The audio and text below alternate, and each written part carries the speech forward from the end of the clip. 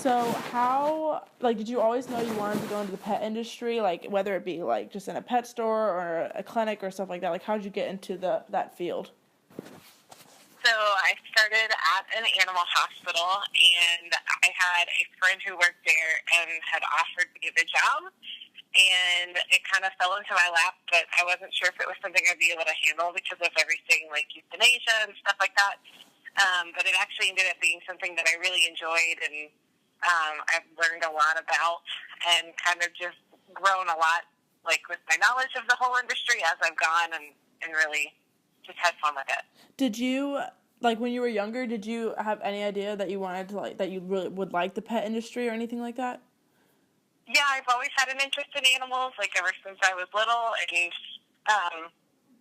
always like would love to do something with them. I just never really knew what because I couldn't adopt 100 animals like I wanted to. Yeah. But I felt like that was the closest thing to being able to do that sort of stuff because the clinic I worked for works a lot with Angels Among Us. Mm-hmm. So it kind of was like getting to be kind of the in between for those animals.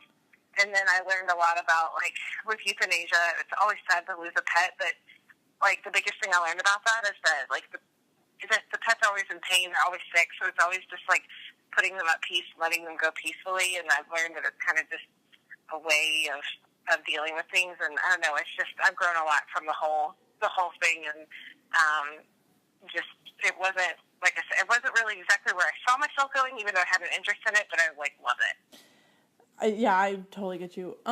So obviously, like, you didn't, like, hire me, but, I mean, you were my boss, but, so since you, I don't know, you, like, were in charge of people, like, what skills would you recommend to anybody who wanted to go into the industry or, like, even become a vet tech or a vet, because I know you worked alongside of them.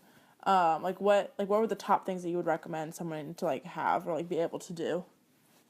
I would say number one, patience with animals and people, because these are people's babies.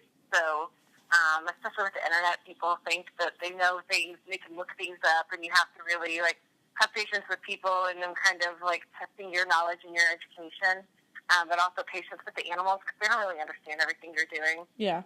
And then obviously being caring.